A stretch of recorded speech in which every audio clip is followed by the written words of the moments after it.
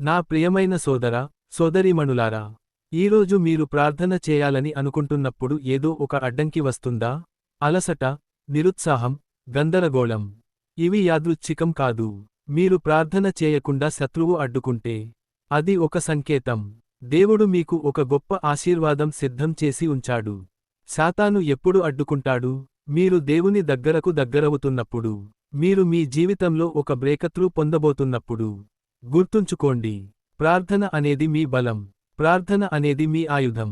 ప్రార్థన ద్వారా మీరు పరలోకాన్ని కదిలిస్తారు. ఈరోజు వదిలేయాలనిపించినా వదలకండి. కొంచెం సమయం అయినా ప్రార్థించండి. ఎందుకంటే మీరు ప్రార్థిస్తున్న ప్రతిసారీ దేవుడు పని చేస్తున్నాడు. శత్రువు ఎంత అడ్డుకున్నా మీరు మోకాళ్ల మీద నిలబడితే విజయం మీది అవుతుంది. ఈరోజు ఒక నిర్ణయం తీసుకోండి. నేను వదలను, నేను ఆగను, నేను ప్రార్థిస్తూనే ఉంటాను. ప్రియమైన దేవుడా, ఈ సందేశం విన్న ప్రతి ఒక్కరికీ బలం ఇవ్వుము. వారు వదలకుండా ప్రార్థించే ఆత్మను ఇవ్వుము. వారి జీవితంలో ఉన్న అడ్డంకులను తొలగించుము. యేసు నామంలో ప్రార్థిస్తున్నాము. ఆమేన్.